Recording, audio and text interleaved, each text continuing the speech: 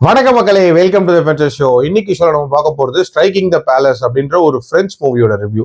இந்த படம் பாத்தீங்கன்னா VR OTT ஆப்ல அவைலபிளா இருக்கு, தமிழ் டப்பிங்லயுமே அவைலபிளா இருக்கு.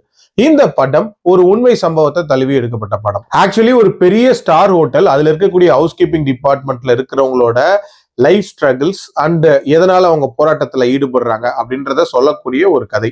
ஆக்சுவலி இந்த ஹவுஸ் கீப்பிங் டீம்ல தான் வந்து நம்ம ஹீரோயினான ஈவா வந்து ஜாயின் பண்றாங்க. இந்த டீமை பொறுத்த வரைக்கும் ஒருத்தரும் ஒரு ரகமா இருக்காங்க அப்படின்னே சொல்லலாம். அதுல ஒரு வயசான அம்மா ஒருத்தங்க இருப்பாங்க.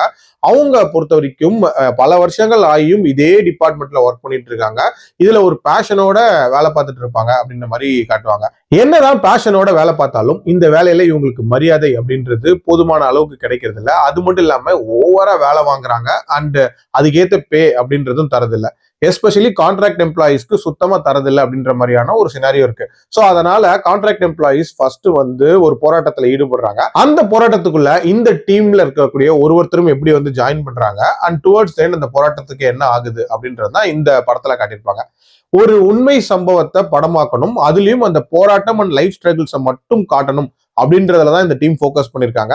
அதை ஓரளவுக்கு சக்சஸ்ஃபுல்லா காட்டியிருக்காங்க அப்படின்னே சொல்லலாம். அதுலயும் போராட்டம் அப்படின்னும் போது ஒரு மாதிரி பயங்கர புரட்சிகரமா இருக்கும் அப்படின்றதையுமே தாண்டி இதுல நிறைய இன்ட்ரெஸ்டிங்கான விஷயங்களும் பண்ணியிருப்பாங்க.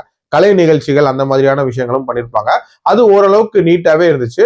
அண்ட் அந்த ரியல் ஃபுட்டேஜஸ் ஆஃப் அந்த போராட்டத்தையுமே வந்து காட்டியிருப்பாங்க. அதுவுமே வந்து ஓரளவுக்கு நீட்டாவே இருந்துச்சு. ஹீரோயினை பொறுத்த வரைக்கும் பாத்தீங்கன்னா 20 வயசு தான் ஆயிருக்கும். புதுசா இந்த வேலைக்குள்ள போவாங்க. போகும்போதே ஒரு வித்தியாசமான ஒரு உலகத்தை பாக்குறாங்க அப்படின்ற மாதிரியான ஒரு ஃபீல்ல தான் அவங்களோட கேரக்டரை டிசைன் பண்ணிருப்பாங்க. ஆல்சோ அந்த ஹோட்டல் எம்ப்ளாயிஸோட டீம்லயே நான் முன்னாடியே சொன்ன மாதிரி ஒரு வயசான அம்மாவோட கேரக்டர் இருக்கும். அந்த கேரக்டர் ஓரளவுக்கு நல்ல இம்பாக்ட கிரியேட் பண்ணிருக்கும் அப்படின்னு சொல்லுவேன். மத்தபடி இந்த படத்துல வந்து பெரிய லெவல்ல வேற எந்த இம்பாக்ட் அப்படின்றதுமே கிரியேட் ஆகல. ஜஸ்ட் ஒரு இன்சிடென்ட்டை காட்டணும் அப்படின்றத மட்டும் தான் ஃபோக்கஸ் பண்ணிருக்காங்களே தவிர டிராமா அப்படின்றதெல்லாம் இவங்க வந்து பெரிய லெவல்ல ஃபோக்கஸ் பண்ணவே இல்லை. அதனால ரொம்ப பிளாட்டா நகருது அப்படின்ற மாதிரி தான் இருக்கும். ஆல்சோ அந்த ஸ்ட்ரகிள்ஸ் இவங்க சொல்றாங்கல்ல, சொன்னதை இவங்க சீன்ஸா கன்வே பண்ண விதம் அப்படின்றதுமே இன்னும் கொஞ்சம் பெட்டரா இருந்திருக்கலாம் அப்படின்றது என்னோட ஒப்பீனியன். ஓவரால் ஒரு ரியல் இன்சிடென்ட்டை காட்டணும் அப்படின்றது தான் இன்டென்ஷன், பட் இம்பாக்ட்ஃபுல்லா காட்டியிருக்கலாம் அப்படின்றது என்னோட ஒப்பீனியன். என்னோட ரேட்டிங் இந்த படத்துக்கு 2.8 out of 5. அடல்ட் கண்டென்ட்டை பொறுத்த வரைக்கும் பெருசாலாம் இல்லை, தாராளமா பார்க்கலாம். மீண்டும் அடுத்த விமர்சனத்தில் சந்திக்கிறேன். நன்றி, வணக்கம்.